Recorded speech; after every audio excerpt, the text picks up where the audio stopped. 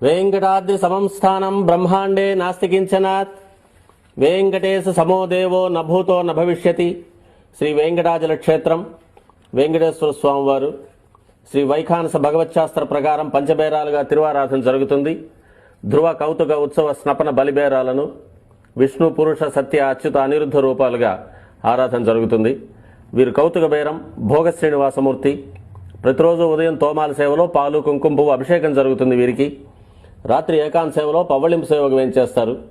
ప్రతి బుధవారం మూలవర్లకు ప్రతినిధిగా బంగారు వాకిల్లో సహస్ర కలశాభిషేకం జరుపుకుంటారు. సుమారు 1500 సంవత్సరాల ముందు పల్లవ మహారాణి సమర్పించిన వెండి బింబము భోగ శ్రీనివాసమూర్తి.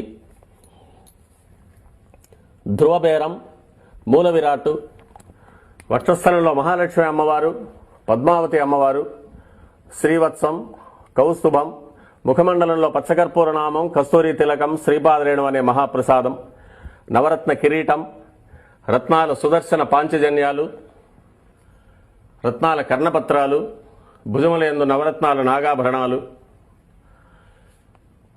కట్యవలంబిత హస్తం,